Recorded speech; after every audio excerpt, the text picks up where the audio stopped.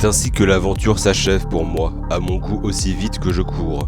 Je ne regrette rien cependant, les Drell étaient de formidables camarades et je suis convaincu qu'ils sauront redresser la barre.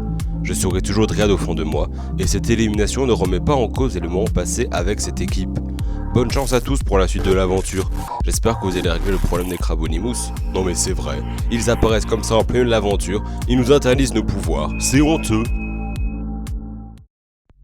De retour aux terres de légende. À l'heure actuelle, vous êtes bien désemparés. Mais à la fin de cet épisode, vous aurez retrouvé au pouvoir. J'imagine que vous avez très hâte de savoir à qui on doit cela. Mais il va falloir faire preuve de patience. Droit devant, voici le confessionnal. Dryad, il y a de la pluie. Ce petit jeu Mask Up était très bon. Par contre, je ne sentais plus mes doigts après. Je suis allé voir une rediffusion de l'émission durant mon temps libre. Je suis allé voir l'épreuve du canyon encore une fois pour célébrer cette première victoire des Oréades. Mais il y a quelque chose qui a pris mon attention. Les talents de voleuse de Clotolf sont inégalés. Vraiment du grand art. Je suis allé la contacter et j'espère pouvoir lui proposer de collaborer avec elle dans un futur proche. Aussi, un petit rappel que Puyo Puyo Tetris 2 sort dans pas longtemps et que SMT5, SMT Nocturne et Toawi 2 sortent en 2021. C'est très embêtant de ne rien comprendre à la technologie sur le pouvoir de régie. Mais bon, j'aime beaucoup les épreuves, on peut bouger un peu. Ça change de rester vissé sur un siège à attendre des intrus qui viennent dans ma salle, soit à moitié mort, soit jamais. C'est le moment de se surpasser, pas question de perdre à nouveau. Mais si on a perdu nos pouvoirs, comment on fait pour parler sans bouche? One! Je vais me nitromarier platoniquement avec Shae et Clotolf parce que ce sont des liens trop cool. Salut! Je vais demander Soleil et Clotolf en mariage platonique, à plus. Retrouvez le téléfilm de Noël Mariage sur l'île Rose bientôt sur vos écrans. Inspiré d'une histoire vraie avec Soleil, Shae et Clotolf. On a perdu nos pouvoirs, mais est-ce que j'ai perdu mon charme de séduction? Non, je ne crois pas. Pearl on fire sous les projecteurs. Ah! Je n'ai plus... Waouh!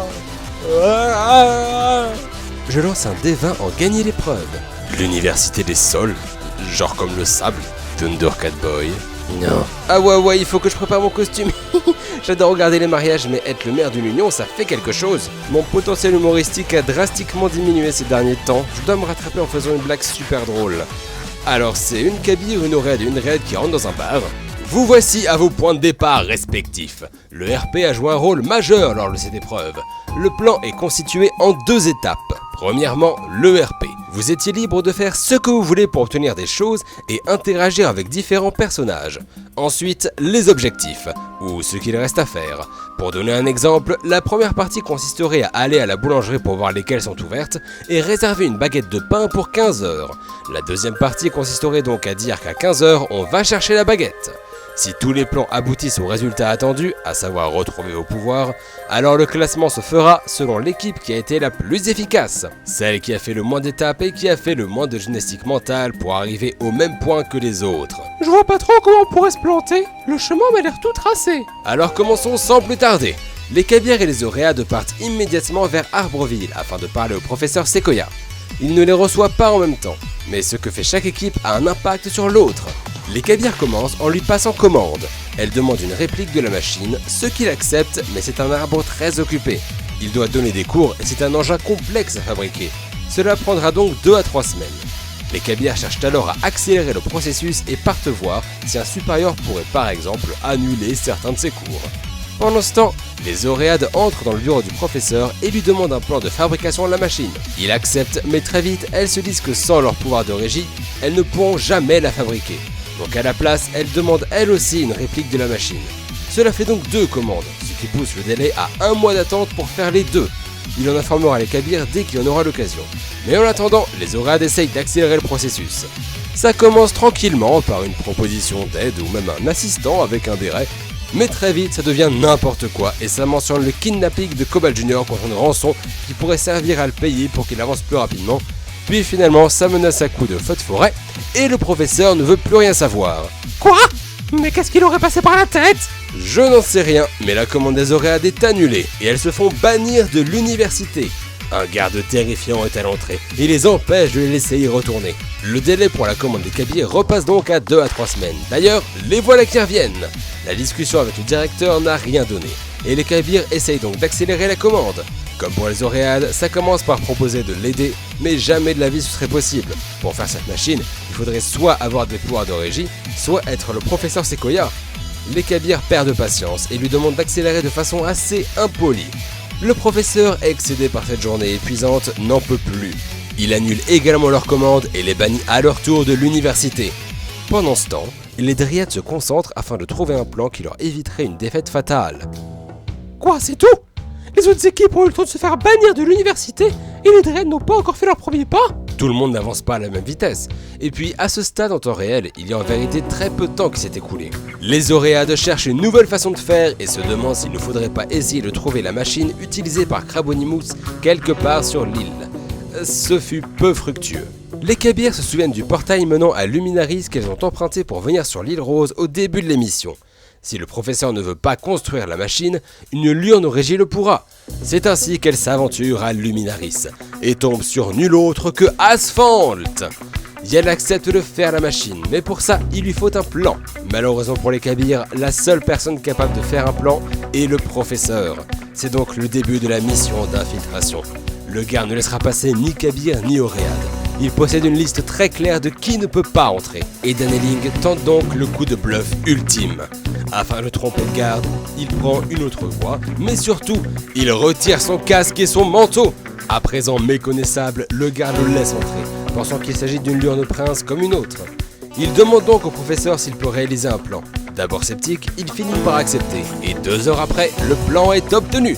Il n'y a donc plus qu'à le transmettre à Asphalt qui aura terminé la machine dans la soirée. Oh, c'est déjà la fin du RP des Kabyres?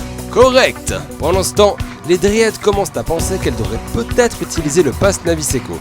Leur idée serait de promouvoir leur ordinateur comme sujet d'étude au professeur en échange d'une réplique de la machine.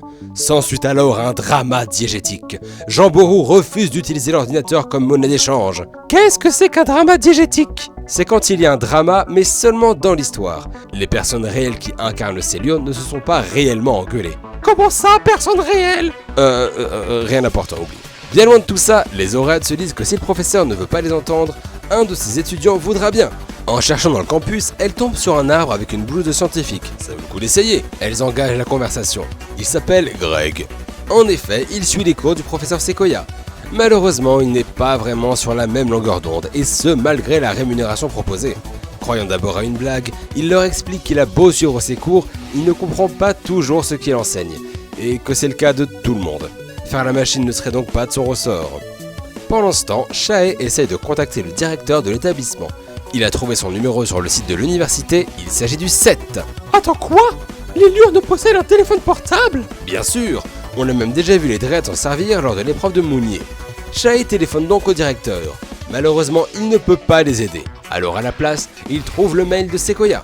Il lui envoie un message expliquant que les Oréades sont désolées, mais qu'elles ont vraiment besoin de la machine afin de réparer les actes criminels de Crabonimus. Le prof déteste le crime, ça devrait marcher. Il lui demande aussi s'il a des collègues ou d'anciens professeurs qui pourraient l'aider. Le Sequoia n'est pas ravi de recevoir un tel mail. De façon très énervée, il leur répond qu'ils peuvent se gratter, que tous ses collègues sont en maison de retraite et va même jusqu'à les accuser d'être Crabonimus. Les Oréades savent exactement quoi faire de cette réponse. Cap sur la maison de retraite! Mais avant ça, séparons les groupes. Perle et Floran vont à la maison de retraite, tandis que les autres retournent dans leur montagne pour y faire des recherches. Et pendant ce temps, Mikun surfe sur illegal.com.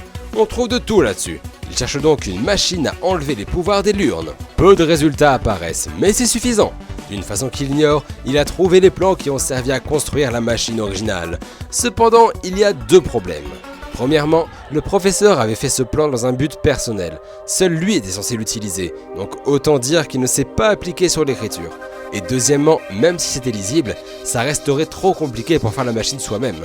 Mikun télécharge le document et l'envoie à Floran. Cette dernière se trouve à la maison de retraite où elle tente de trouver un ancien collègue du professeur. Pour l'instant, elle a juste trouvé le grand-père de Greg et une vieille dame très agitée. Perle a eu plus de chance, elle est directement tombée sur un ancien collègue. Il se nomme Cédric et a la réputation d'être le plus intelligent des conifères, si ce n'est le seul. Il n'est pas allé aussi loin que le professeur, mais il peut sans doute les aider. Lorsque Florin lui montre les plans illisibles, il est fasciné par la qualité de l'écran, mais surtout il arrive à comprendre l'écriture de son ancien camarade, et leur propose donc de retranscrire l'intégralité des plans avec une écriture plus lisible. Cela lui prendra 2 heures tout au plus. Pendant ces 2 heures, des recherches ont lieu à la bibliothèque des Oréades. Shae a trouvé un livre très intéressant. On dirait un journal de bord d'une certaine Rose Addict. Oh, c'est un classique! Je vais quand même expliquer de qui il s'agit au cas où. Il y a très longtemps, Rose s'est retrouvée sur cette île et a noté tout ce qu'elle y découvrait là-dedans. À son retour chez elle, elle a publié en masse pour que tout le monde découvre cet endroit incroyable et ses créatures insolites. Sans ces découvertes, beaucoup de choses nous seraient encore inconnues. L'île, qui jusque-là n'avait pas encore de nom, a été baptisée d'après elle. En voici quelques extraits. Cela fait déjà quelques jours que j'ai été larguée sur cette île. Et autant j'ai envie de rentrer, autant elle me fascine. Si j'avais été seule, ça aurait sans doute été une autre histoire. Mais alors que je venais de me faire à l'idée que j'avais sympathisé avec un dinosaure, voilà que j'ai découvert un tout nouvel endroit. J'étais déjà passée à côté de cette grotte, mais je pensais qu'elle menait aux mines de savon. En fait, elle mène à un portail, mais pour l'instant il est fermé. Selon Dinosaur-kun, des créatures en sortent parfois. Il appelle ça des liurnes, mais aucun de nous ne sait comment l'ouvrir. On a rencontré une liurne. C'est une sorte de petite créature humanoïde bleue, avec un gros œil sur le visage. Et c'est tout. Pas de bouche, mais elle parle. Pas de nez, mais elle peut sentir. Elle s'appelle Digitra. Elle m'a dit qu'elle peut demander aux autres si je peux traverser le portail pour découvrir ce nouveau monde. Moi qui pensais connaître l'île, je ne suis pas au bout de mes surprises. Je me trouve actuellement à Luminaris, l'endroit où vivent les liurnes. C'est une sorte d'endroit souterrain, illuminé par une énergie qui semble vivante. Je pense que ça vient des liurnes elles-mêmes. Elles se divisent en 3 catégories. Les bleus, comme Digitra, sont des magiciennes. Elles utilisent une magie fort curieuse qui fait apparaître des formes. Les rouges sont les princes. Elles se battent aux armes blanches et peuvent former de la matière. Et enfin, il y en a des vertes, les régies. De ce que j'ai vu, elles semblent plutôt faire office de borne d'information et de réparer ce qui ne fonctionne plus. Un peu comme des agents municipaux en quelque sorte. Digitra m'a ouvert le portail grâce à la couronne qu'elle tient sur sa tête, mais elle s'est mise d'accord avec les autres pour faire en sorte qu'il reste ouvert afin que je puisse aller et venir comme bon me semble. Ça m'aurait sûrement été refusé si je n'étais pas une amie de Dinosaur-kun. Il a l'air d'être populaire dans le coin. Il y a une chose que je ne m'explique pas. Les liurnes répètent sans cesse qu'elles n'existent qu'en 3 couleurs, mais pourtant, j'en ai aperçu une jaune. Enfin, je crois que c'est une liurne. Elle avait comme une paire de bras en plus, et sur son visage, en plus d'un œil, il y avait aussi un nez. Mais aussi, elle n'avait pas de couronne. Lorsque j'en parle, beaucoup ne savent pas de quoi je parle, mais aussi beaucoup font très clairement semblant de ne pas savoir. Encore un mystère à résoudre. Visiblement, ça a été écrit avant que les liurnes inconnues ne soient officiellement découvertes. Mais surtout, le journal fait mention d'un portail. Les Oréades avaient oublié ce portail, mais après avoir lu ce livre, elles sont persuadées qu'il est fermé. Pendant ce temps, les Dryades ont toujours diégétiquement du mal à convaincre Jean Bourreau d'utiliser l'ordinateur comme monnaie d'échange. Voyons ce qui se passe.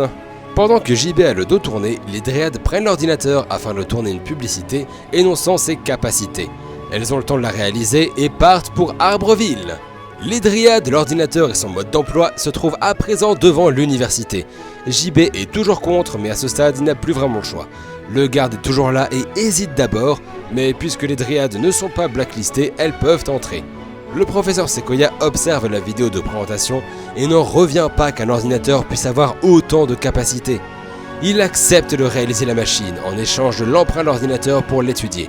JB est rassuré par la notion d'emprunt, mais le fait que ça prenne 2 à 3 semaines pour construire la machine n'est pas ce qu'il y a de mieux. Les Dryades se proposent pour l'aider, même si elles savent très bien que sans leur pouvoir, elles ne pourront pas faire grand chose. Tout le monde se met alors au travail, mais même les ordres du professeur sont incompréhensibles. Magic cherche sur l'ordinateur ce que signifie ce qu'il demande, et c'est là que le déclic a lieu.